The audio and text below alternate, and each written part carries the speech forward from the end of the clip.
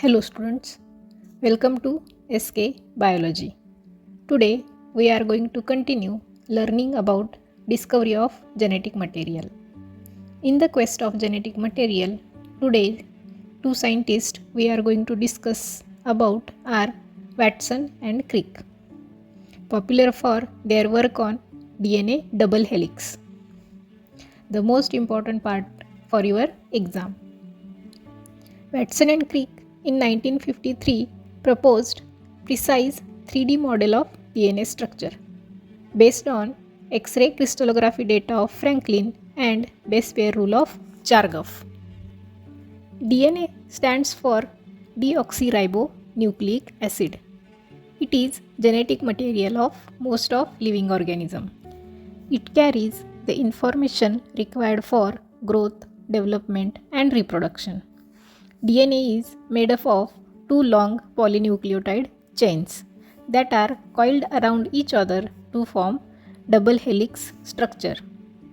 Let us understand formation of double helix step by step. First thing we should know about DNA is component of DNA.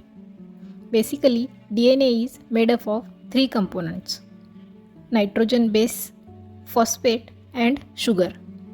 The first component, nitrogen base, are of two types: pyrimidine, which is 6 atom containing ring, and purine, which is 9 atom containing ring.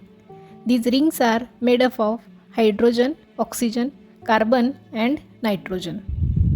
Second component, phosphate, can be in three forms: monophosphate, diphosphate or triphosphate. All forms have negative charge, making DNA anionic, that is negatively charged. Third component is sugar. DNA contains deoxyribose sugar, which is 5 carbon containing pentose sugar. Sugar named as deoxy because oxygen at second carbon is missing. Deoxy containing backbone is resistance to hydrolysis, that is, it will not break easily. So these are the three components. When they come together, they form nucleoside and nucleotide. Nucleoside form when base, that is nucleoside base and sugar, combine with each other by glycosidic bond. And when phosphate group is added to nucleoside, nucleoside convert to nucleotide. The nucleotide molecule come together to form single strand of DNA shown in figure.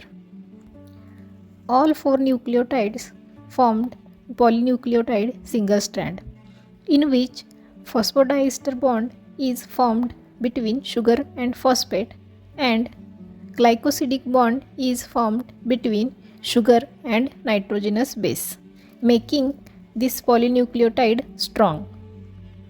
Two single polynucleotide molecules coiled with each other to form double helical structure of DNA. Hydrogen bonds play important role in formation of double helical structure.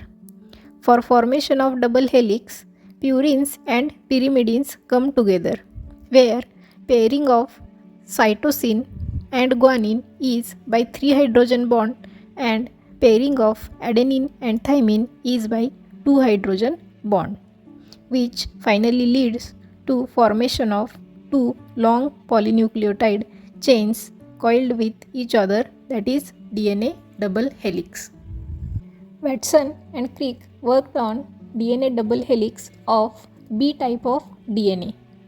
This B type of DNA has some unique features, as one complete turn, that is helix, contains 10 base pairs. This one complete turn of DNA double helix measures 3.4 nanometer, and the distance between two successive nucleotides is 0.34 nanometer. Width of DNA double helix is 20 nanometer. These measurements were given by Franklin accurately. Deoxyribose sugar forms backbone and Nitrogenous bases are present inside, which I have shown with 4 different colors. Another feature of double helix DNA is formation of grooves. Helical nature leads to formation of two types of grooves based on depth of groove. High depth containing groove are called as major groove, shown here with pink triangle, and low depth containing groove are called as minor groove. These features are unique to B type of DNA. They will change for A type of DNA or Z type of DNA. For this revolutionary discovery, scientists Watson and Crick got Nobel Prize.